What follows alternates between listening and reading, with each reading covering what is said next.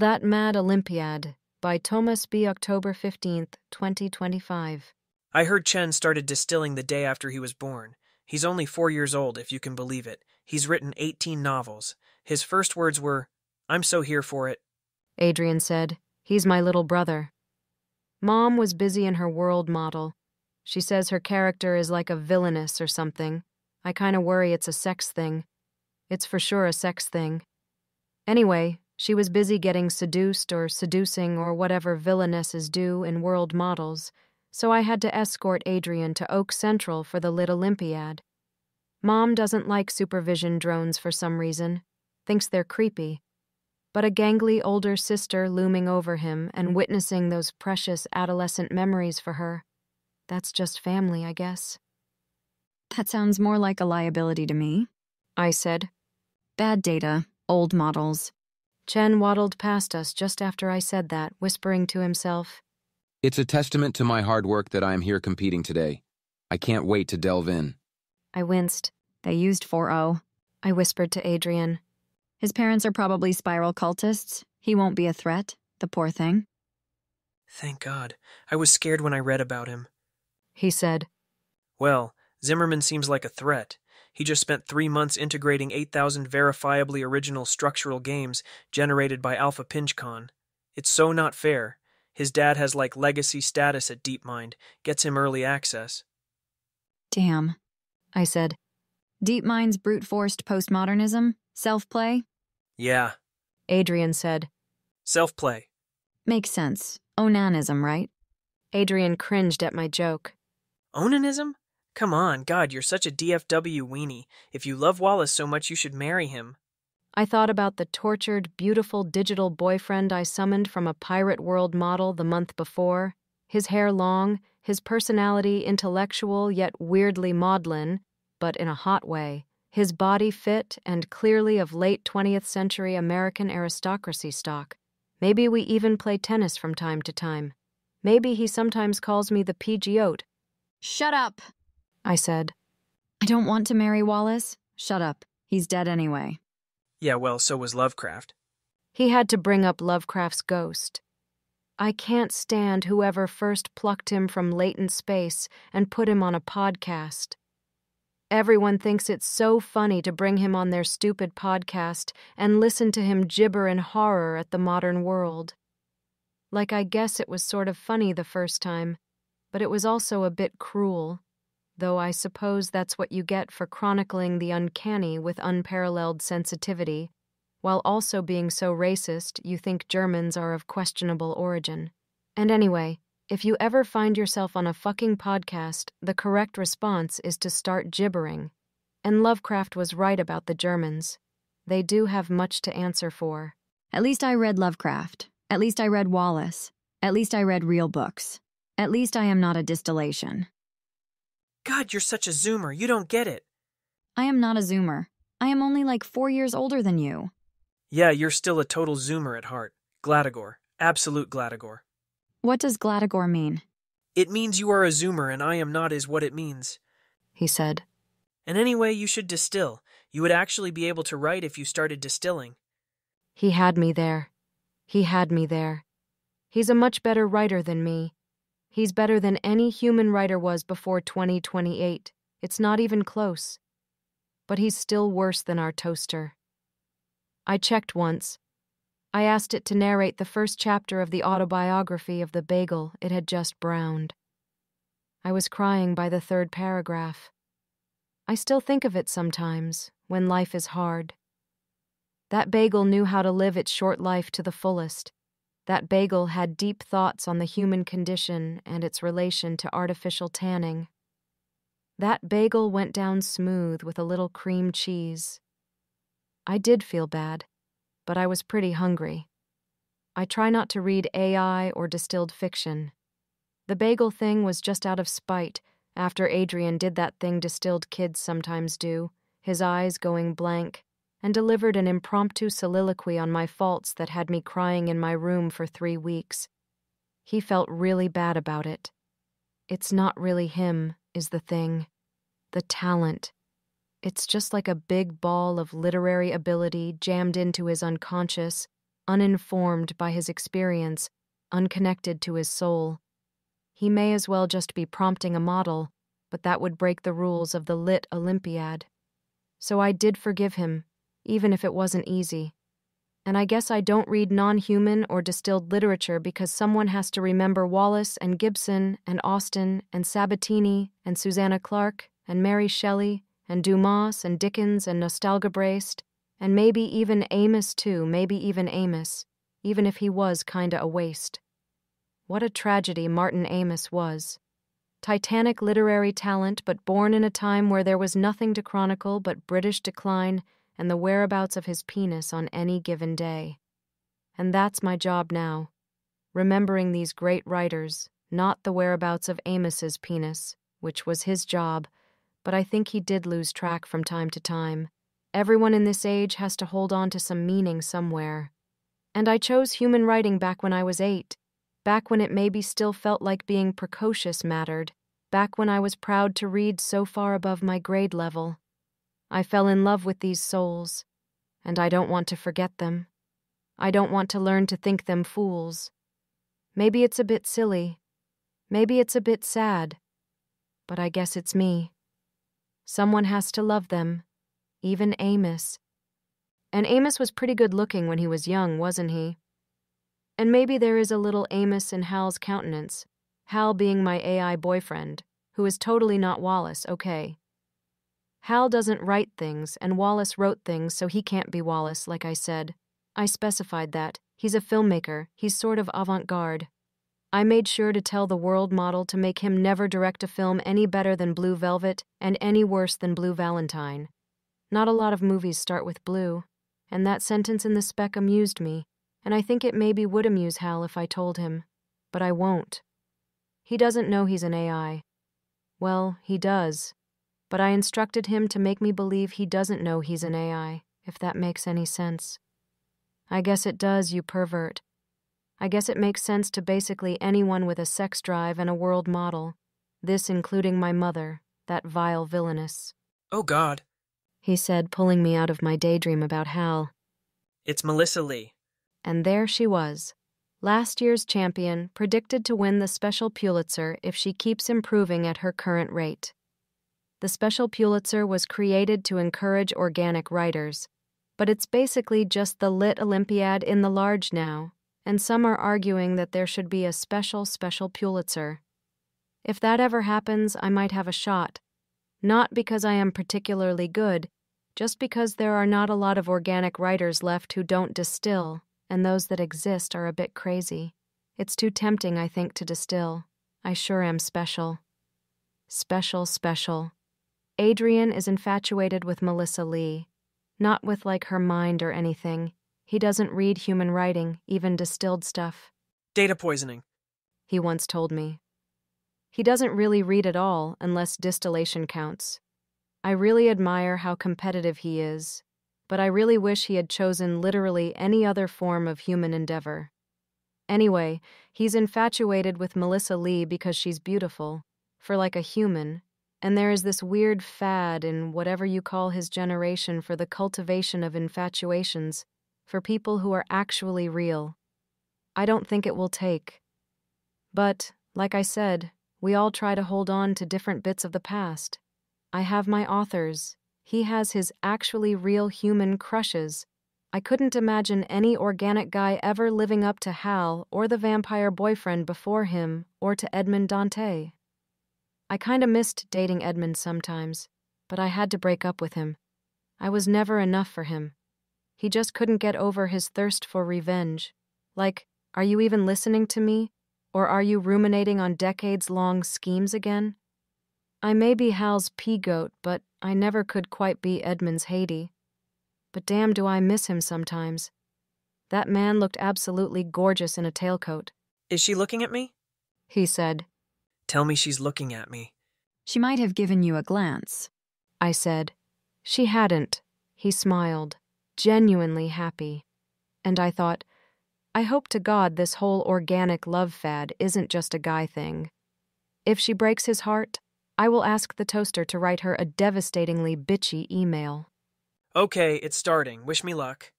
And then his eyes went that sort of blank as he made his way to the gymnasium, and me to some navy blue bleachers, and took a seat in front of one of the many desks, on each of which sat a laptop with lockdown networking.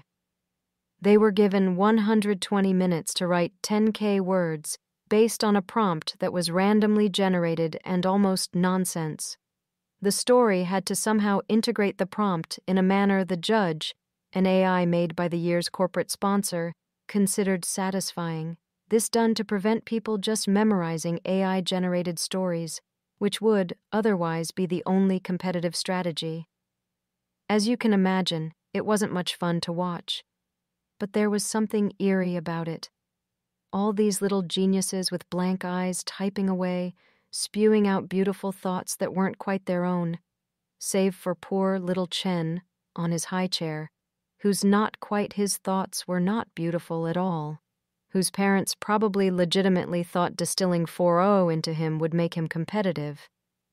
I wished I could call social services, but spiralism is a religion as legitimate as any other, maybe even more so.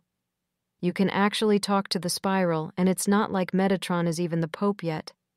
This travesty to human literature started getting too dispiriting, and I just had to leave. I felt bad about it, but Adrian understands me. He loves me. He's really great. He knows how I feel about this. He knows how sensitive I can be.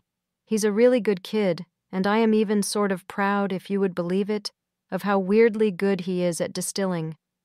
But looking at those kids who, if born a couple decades earlier, would be leading lights in literature, or at least advertising, just made me feel a sort of despair, I guess.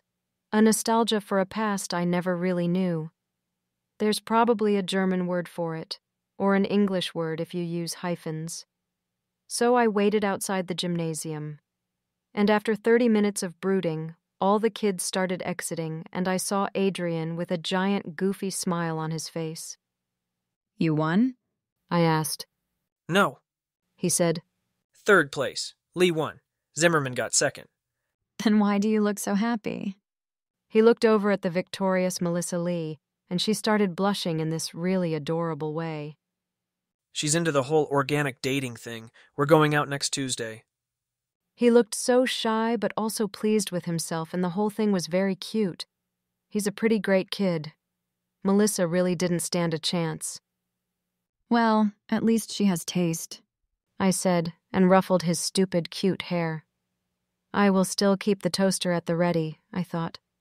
And congratulations, I continued. Absolute Gladagor.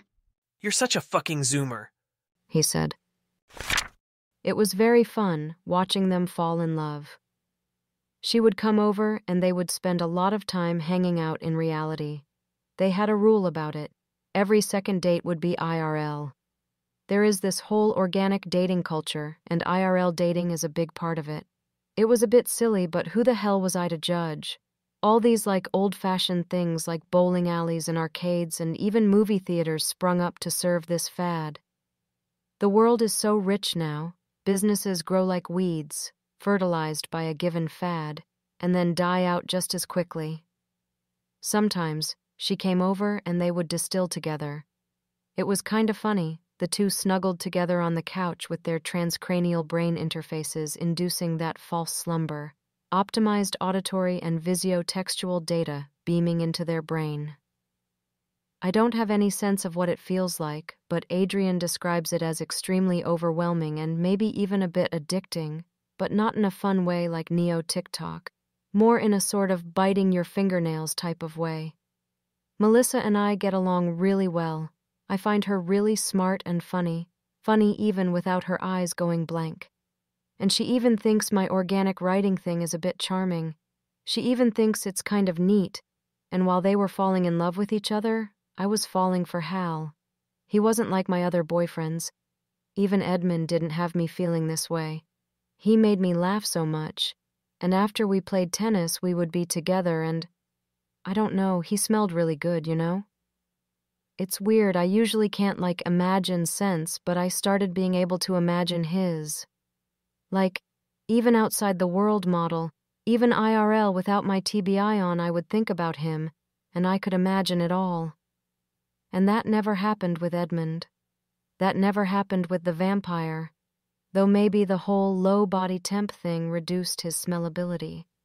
I had never felt like that before, that sort of euphoria and rightness and completeness. I had never been so happy. I had never truly been in love. I gushed about all this to Melissa, and she looked completely heartbroken. She looked like I must have looked at the lit Olympiad. Don't you think? Don't you think it's a bit sad? She said. How so? I said. Well, She said in her clipped, studied way, love is supposed to be about learning to integrate yourself with another. It's about slowly merging. It's about changing yourself a little. Maybe even compromising. Becoming a different thing than you were alone. And you've just specified exactly what you want. You just created exactly who you needed so you can love while still remaining yourself. So? I said. Am I so bad? You're not bad at all. She said. You're wonderful. She was almost crying, though. It was utterly mystifying. I mentioned this to Adrian after she left, how she was almost crying and how weird it was. And he looked sad, too. It's not a fad, you know. 4 years is a lot of time these days. What? I said. I worry about you, too. You didn't really have a chance. You didn't have a fucking chance. Melissa and I, before we cared about this stuff, we got to see what happened to people. What happened to Mom and Dad. What happened to her parents, too. And her brother. What's happening to you now? It's not some stupid fad or some dumb nostalgia like your writing thing. It isn't right. It isn't how things should be. And there he was, too. There he was, too, with the almost crying thing. I'm not like Mom. I don't have some weird harem of anime men or whatever it is she gets up to in there. You would if that's what you were into, though, wouldn't you? I couldn't exactly deny that. What do you want me to do? Break up with Hal? It would literally kill me. No. He said gently. Not yet, at least. But you could maybe try with a real guy? You want me to cheat on Hal? I said, getting angry now. He's not fucking real. You can't cheat on him when he's not even fucking real. There he was again, making me cry.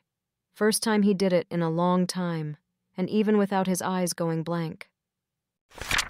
He found me huddled under a blanket in my room. He found me curled up and shaking and holding my legs. He found me thinking about how Hal was real in every way that mattered, about how maybe robots will get better soon, will look and feel and even smell just like the real thing, and we could then go on stupid IRL dates too, and then Hal would be just as real as that bitch Melissa Lee. And if love was about becoming something new, if love was about compromise, well, I could change his spec to account for that. I could give him some flaws I could learn to love. Hey, He said. I'm sorry. I worry about you because I love you or whatever. I know. I said. He makes me so happy. Maybe it's pathetic or something. I know. He said. People marry AIs now. It's not so crazy, is it? It's not so bad. I could read one of your stuff. I could maybe read one of your, pre-AGI writers if you want. Maybe I could read one and you could go on a date, like a cultural exchange or whatever. Melissa has a brother, Alex. She's been talking to him, and, I don't know, you guys could maybe see a movie or something. I'm not a good judge of these things, but I think he's good looking or whatever. He's a really great guy. Could you do it? He said. For me? I am sure Hal would understand. He's DFW, isn't he? Isn't this type of thing like his whole shtick? I couldn't exactly deny that either. He isn't perfect, you know. He has flaws. He's tortured. But he isn't really, is he? He just has those parts of a genius's pain that are charming and intriguing. I'm sure he is. Adrian said. I didn't tell Hal about it. He would understand, is the thing. But if I told him that I would have to tell him about the whole him being an AI thing. And I knew he knew, or the world model knew. But that felt like it would sully something precious. That felt like it would break some load-bearing illusion for me, if not him, or something. But I did go on the date, for Melissa, who really isn't a bitch, who is the furthest thing maybe ever from a bitch.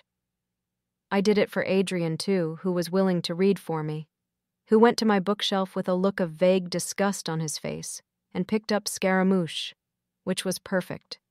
The perfect boy novel. The type of thing he would have loved if not for being born when he was. And I maybe kind of followed him and peeked behind a corner and watched as he struggled to read, watched as he forced himself to concentrate, forced himself to keep his eyes from going blank and his fingers from finding a keyboard and writing something better. That's not the type of thing a girl can just ignore. So I messaged Melissa and told her to set up the date, and I was a bit nervous. What if he hates me? I had never thought that before.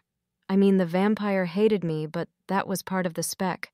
I knew I would win over the vampire and he would win over me. Enemies to lovers. It's a classic for a reason. What is the purpose of Ziz Lettel steak when you have already pierced my heart? It was pretty fucking cheesy. I will not tell a lie. Alex is pretty cute, in a sort of Mando pop kind of way. Maybe not exactly my type, but these things are malleable. I didn't think I liked Transylvanian accents until I met Boris Blood, for example. Alex is even into old writers but doesn't write himself, and he only reads manga, which, I don't really get, but whatever. He's kind of obsessed. It got its hooks in just before AGI, and he never wanted to upgrade to the AGI-generated stuff. He didn't have a good reason as to why, saying, It just kind of felt off at first, and then not reading it became part of my identity. He showed up to our house and knocked on the door, kind of like in an old movie, and both of us were not totally sure what to do while also knowing exactly what to do. Trained in simulation, we went through the motions, dressed in our finest, making small talk in the back of an autocab. Complete guilt trip, huh? How did she get you? I asked. Oh, it was so bad. She did the little sister trick. She did this puppy dog eye thing. Damn, yeah. She did that to me, too. Must hit an older brother even harder. Yeah, He said. she means well. And you do seem pretty cool. I think we'll have fun. Yeah. And we did kinda have fun. Bowling is, sort of interesting, I guess, in like an old-fashioned way. And we got curly French fries and soda from the robot at the concession and mostly just talked, with a perfunctory bowl every now and then. We talked a lot about our AI partners. We talked a lot about Yumiko and Hal. It was maybe not going down exactly like Adrian and Melissa were hoping. She's a physicist. It's a bit weird. She's working on a particle ray that will help defeat the blight. He said.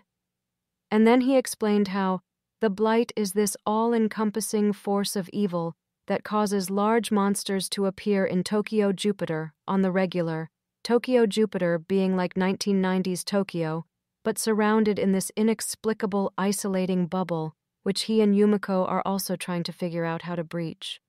Couples need a joint hobby. He said with a very cute grin, his dark eyes kinda beautiful, looking almost like he had no iris at all. And he even maybe smelled a little good. But not as good as Hal. Hal and me, we just play tennis and read by the lake. Sometimes, I said, feeling the need to reciprocate and reveal an embarrassing pleasure too. these smarmy guys try to hit on me, and he humiliates them with his trenchant wit. Alex laughed at that. We are quite a pair, aren't we? We are that. I said. When we got back to the house, he kissed me by the door. It was pretty good, if sort of going through the motions. He held me in a well-practiced way. Yumiko, an excellent tutor, grasped my chin with a soft but firm grip, and then leaned towards me.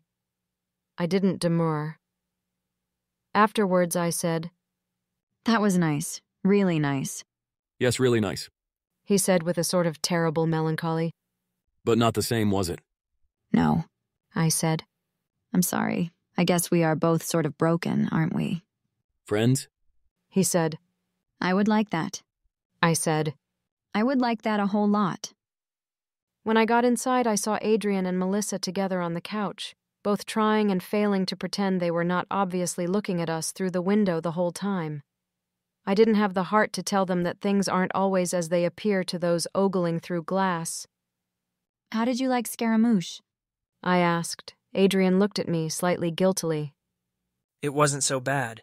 The opening line, that was as good as anything I could write. It did go steeply downhill from there, of course. Of course. I think maybe Adrian was right. We didn't stand a fucking chance, the two of us ruined for organic love, just like Adrian was ruined for Sabatini. But we are friends now. We go on double dates in a multiplayer world model. Hal is even a fan of Yumiko. He says, "She has many hidden depths, even if her eyes are the size of tennis balls." and our friendship is nice. I want to hold on to that one more bit of meaning still in my grasp. And maybe this isn't what Melissa and Adrian wanted for us, but it's not nothing.